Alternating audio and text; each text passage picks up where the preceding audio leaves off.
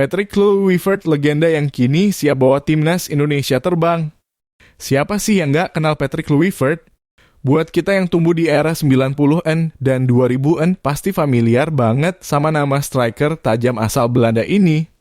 Kluivert adalah salah satu penyerang paling berbahaya yang pernah ada, nggak cuma karena skillnya yang luar biasa, tapi juga karena mental juaranya yang bikin banyak orang ngebet ngikutin jejaknya. Nah, yang bikin heboh sekarang, dia bukan cuma legenda di lapangan, tapi sekarang jadi pelatih timnas Indonesia. Kenapa Kluivert yang jadi pilihan ya? Yuk, kita ulik bareng. 1. Karier gila-gilaan di klub-klub besar, Kluivert memulai perjalanan sepak bolanya di Ajax dan langsung jadi idola.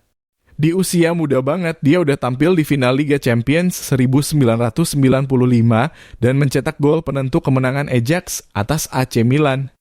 Setelah itu, dia melanjutkan petualangannya ke Barcelona pada 1998 dan jadi salah satu mesin gol utama Blaugrana. Di Barcelona, Kluivert nggak hanya sekedar jadi pemain, dia juga jadi simbol serangan yang sulit dihentikan oleh bek-bek lawan. Kluivert juga bermain di klub-klub raksasa lainnya kayak AC Milan dan mencatatkan sejarah panjang yang bikin semua orang kagum. 2. Pengalaman internasional yang keren abis bukan cuma di level klub, Kluivert juga menorehkan prestasi di timnas Belanda. Siapa yang bisa lupa golnya di Piala Dunia 2006 yang membawa Belanda melaju lebih jauh? Sepanjang karier internasionalnya, Kluivert tampil di berbagai turnamen besar seperti Piala Dunia dan EURO.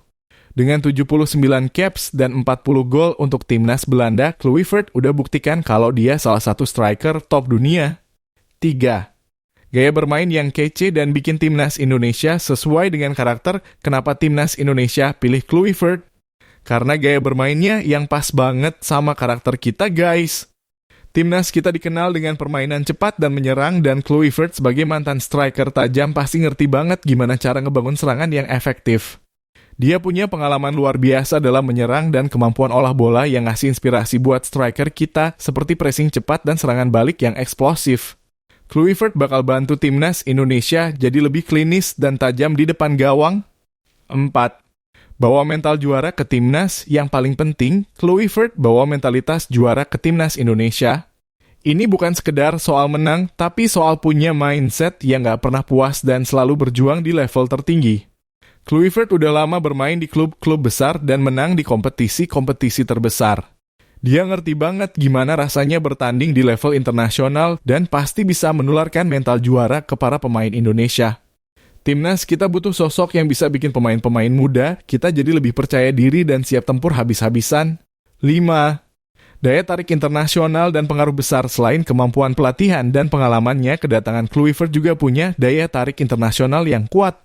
Nama besarnya pasti bisa menarik perhatian dunia sepak bola terhadap timnas Indonesia. Apalagi Indonesia sedang berusaha banget untuk lebih dikenal di kancah sepak bola dunia. Siapa tahu kedatangan Kluivert bisa jadi langkah awal untuk Indonesia lebih sering tampil di turnamen internasional dan bikin sepak bola kita makin dihargai. 6. Fokus pada pengembangan pemain muda. Kluivert juga dikenal sebagai pelatih yang peduli banget dengan perkembangan pemain muda. Dengan pengalaman internasionalnya dan koneksi di dunia sepak bola, dia bisa bantu Indonesia buat punya program pembinaan pemain yang lebih terstruktur. Indonesia punya banyak pemain muda berbakat, tapi butuh arahan yang tepat supaya bisa berkembang ke level yang lebih tinggi. Kluivert adalah sosok yang pas buat itu. Kesimpulan, kenapa Kluivert? Karena dia punya semua yang dibutuhkan. Jadi, kenapa timnas Indonesia memilih Kluivert? Karena dia punya segalanya. Pengalaman luar biasa sebagai pemain dan pelatih, gaya bermain yang cocok dengan karakter timnas, mental juara yang bisa ditularkan, serta visi jangka panjang untuk sepak bola Indonesia. Dengan Kluivert, bisa jadi ini adalah awal baru yang seru buat kita semua. Gimana enggak, dia datang dengan segudang prestasi dan pengetahuan yang bakal bawa timnas Indonesia ke level yang lebih tinggi. Buat para penggemar sepak bola Indonesia, kita harus dukung dan lihat apa yang bisa dia lakukan bersama timnas kita. Semoga aja kedatangan Kluivert bawa perubahan besar dan kita bisa lihat timnas Indonesia makin bersinar di kancah Asia dan dunia. Gimana menurut kamu? Kita siap? Prediksi pemain timnas Indonesia di laga melawan Australia dan Bahrain Maret 2025 siap tempur. Buat kalian yang udah nggak sabar menunggu pertandingan Timnas Indonesia yang bakal digelar pada 20 dan 25 Maret 2025 melawan Australia dan Bahrain. Pasti penasaran dong siapa aja pemain yang bakal diterjunkan. Laga ini jelas jadi ujian besar buat Indonesia karena lawan-lawan kita bukan tim sembarangan. Australia dan Bahrain adalah kekuatan kuat di Asia, jadi siapa saja yang dipilih pelatih Patrick Kluivert buat tampil nanti bakal sangat menarik untuk diikuti. Yuk, kita bahas prediksi pemain yang mungkin bakal jadi tumpuan timnas Indonesia. 1. Kiper Andritani Ardiasa atau Nadeo Argawinata. Di posisi kiper, Indonesia punya dua pilihan utama yang sama-sama solid, yaitu Andritani Ardiasa dari Persija Jakarta dan Nadeo Argawinata dari Bali United. Keduanya tampil impresif di Liga Indonesia, tapi Andritani biasanya lebih sering menjadi pilihan utama di timnas. Dengan pengalaman yang lebih banyak di kancah internasional, Andritani mungkin bakal turun sejak menit pertama di kedua laga. Namun, jika Kluivert ingin memberi kesempatan bagi Nadeo untuk menunjukkan kelasnya, bisa jadi dia bakal diberi kepercayaan untuk tampil di salah satu pertandingan. 2. Bek tengah, Fahrudin Arianto dan Bagas Adi Nugroho di sektor pertahanan Timnas Indonesia tentu berharap pada duet bek tengah yang kokoh. Fahrudin Arianto yang berpengalaman bisa jadi pilihan utama di lini belakang. Apalagi dia punya pengalaman bermain di level internasional, jadi bisa memberi ketenangan di jantung pertahanan. Sementara itu, Bagas Adi Nugroho juga selalu tampil solid, meskipun lebih muda, ia memiliki kemampuan yang sangat baik dalam mengantisipasi serangan lawan. Keduanya bisa menjadi pasangan ideal untuk mengawal serangan Australia yang pasti mengandalkan kekuatan fisik dan teknik. 3. Bek sayap Pratama Arhan Ricky Kambuaya di posisi bek sayap. Patrick Kluivert bisa saja menurunkan Pratama Arhan yang memang dikenal sangat kuat dalam duel udara dan punya kemampuan menyerang yang cukup tajam. Arhan juga bisa jadi ancaman di set piece dengan kemampuannya melepaskan umpan silang berbahaya. Di sisi lain, Ricky Kambuaya yang bermain lebih ke arah gelandang serang kadang juga digeser ke posisi bek sayap. Kecepatan dan kemampuannya dalam membantu serangan bakal menjadi nilai tambah di sisi kiri. 4. Gelandang bertahan Evan Dimas dan Mark Klok untuk lini tengah. Evan Dimas yang punya teknik bagus dan visi permainan yang tajam, kemungkinan besar bakal tetap jadi pilihan utama. Dia bisa memberikan penguasaan bola yang solid dan menjadi penghubung antara lini pertahanan dan serangan. Di samping Evan, Mark Klok yang sudah membuktikan kualitasnya di Liga Indonesia dan juga di Timnas bisa jadi tandem ideal. Klok dikenal dengan kemampuan passing yang akurat dan daya tahannya di lapangan, plus punya tembakan jarak jauh yang bisa jadi ancaman kapan saja. 5. Gelandang serang Egy Maulana Fikri dan Witan Sulaiman. Buat lini serang, Kluivert kemungkinan besar akan menurunkan dua pemain muda yang sangat berbakat, yaitu Egy Maulana Fikri dan Witan Sulaiman. Egy dengan kecepatannya yang luar biasa dan dribble yang memukau bakal sangat efektif di sayap. Begitu juga dengan Witan yang juga memiliki kemampuan dribble yang menawan dan insting gol yang cukup tajam. Keduanya bisa jadi pemain kunci yang bakal merusak pertahanan Australia dan Bahrain lewat serangan balik cepat dan kreativitas mereka. 6. Penyerang tengah Dimas Drajat atau Ilham Rio Fahmi. Di posisi ujung tombak, Dimas Drajat kemungkinan besar bakal jadi pilihan utama.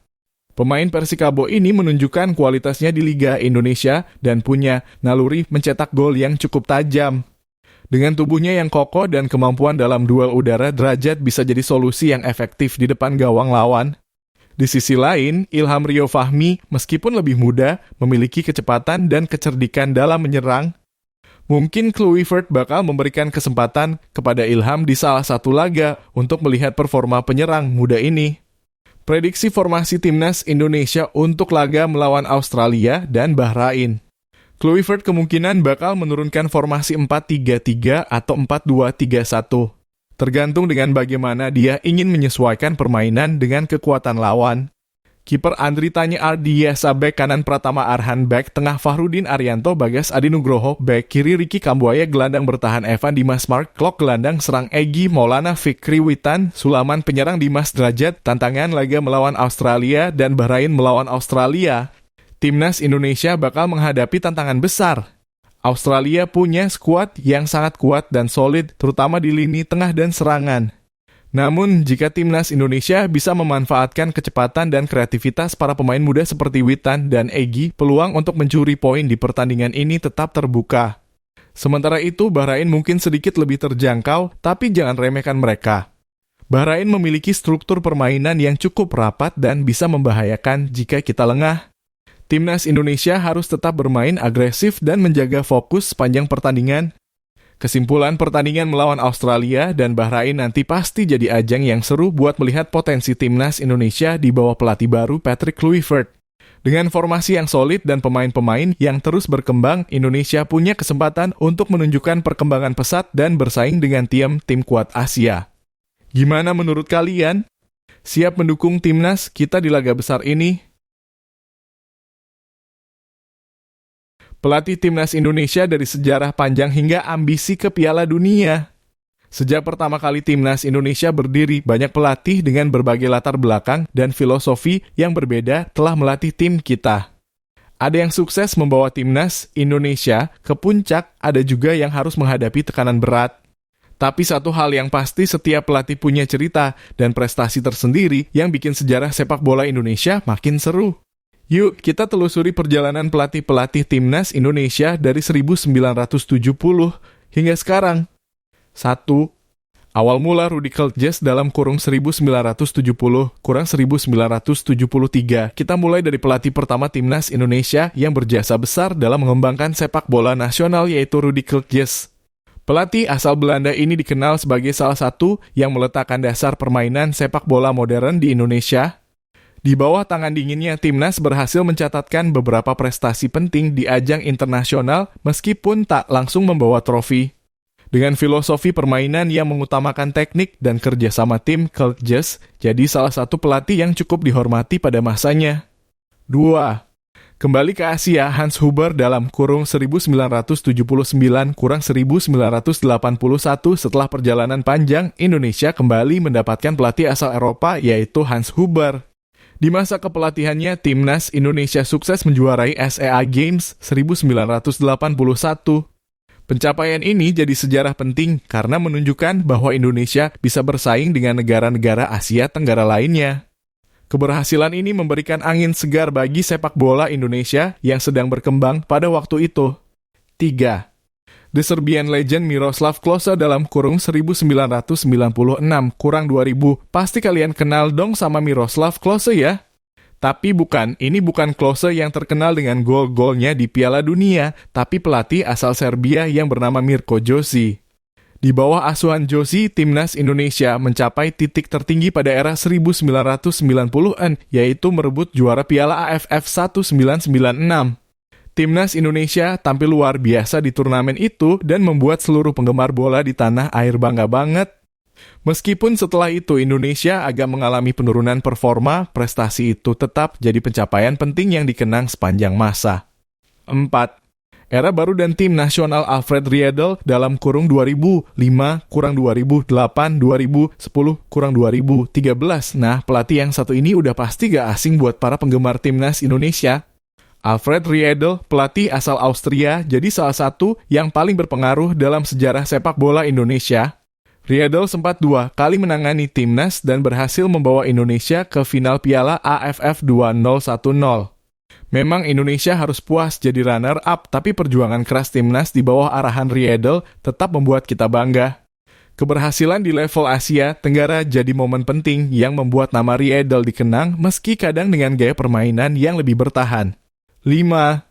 Jurus baru di era modern, Luis Milla dalam kurung 2017 kurang 2018.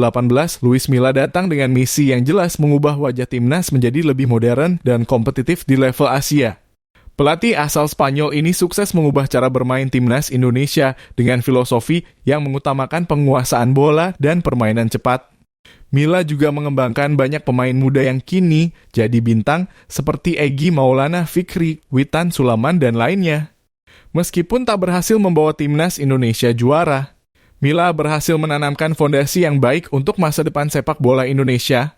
Dan ini jadi catatan positif yang membawa timnas Indonesia lebih dekat dengan level internasional. 6. Bima Sakti dalam kurung 2018, Bima Sakti sempat memegang kendali timnas Indonesia di tengah masa transisi setelah pemecatan Luis Milla. Meskipun hanya menjadi pelatih sementara, Bima Sakti tetap berhasil menjaga semangat para pemain dan membawa timnas Indonesia tampil solid di Piala AFF 2018. Meskipun kita gagal lolos ke final, tim kita tetap menunjukkan semangat juang yang tinggi. Bima Sakti mungkin tidak memiliki waktu yang lama untuk bekerja, tapi kontribusinya dalam menjaga moral dan motivasi tim tidak bisa dipandang sebelah mata. 7. Si pelatih penuh ambisi Shin Tae-yong dalam kurung 2020 kurang 2025. Nah, yang satu ini pastinya masih jadi sorotan menjelang kepulangannya ke Korea kemarin. Pelatih asal Korea Selatan, Shin Tae-yong datang dengan filosofi sepak bola yang modern dan penuh ambisi. Sejak memulai tugasnya pada 2020, Shin langsung menunjukkan keinginan untuk membawa timnas Indonesia ke level yang lebih tinggi. Dia mengubah gaya permainan tim menjadi lebih cepat, agresif, dan penuh dengan pressing yang intens. Timnas Indonesia di bawah asuhan Shin Tae-yong menjadi lebih solid dan kompetitif, bahkan mampu menembus final Piala AFF 2020 dan tampil mengesankan di kualifikasi Piala Dunia 2022. Shin Tae-yong sudah berhasil mengangkat performa pemain-pemain muda Indonesia dan memberi mereka kepercayaan diri untuk bersaing di level Asia. Pencapaian seperti itu membuktikan bahwa Shin Tae-yong adalah pelatih yang benar-benar serius dan berkomitmen untuk membawa timnas Indonesia ke puncak prestasi. 8. Si mantan striker legend Patrick Kluivert dalam kurung sejak 2025. Siapa sih yang gak kenal Patrick Kluivert? Bagi para penggemar sepak bola, terutama yang tumbuh di era 90-an dan awal 2000-an, nama Kluivert pasti nggak asing lagi. Gimana nggak, si Kluivert adalah salah satu striker paling mematikan yang pernah ada. Dengan gaya bermain yang tajam, kecepatan, dan kemampuan menyerangkan bola ke gawang lawan, dia jadi idola bagi banyak orang. Kluivert punya segalanya. Pengalaman internasional, kemampuan melatih, gaya bermain yang pas sama karakter pemain Indonesia, serta mental juara yang bisa ditularkan ke tim. Dengan dia sebagai pelatih, bisa jadi ini adalah awal baru yang seru buat sepak bola Indonesia. Semoga Kluivert bisa bawa timnas kita ke level yang lebih tinggi ya. Kita semua pasti nungguin apa yang bakal terjadi selanjutnya.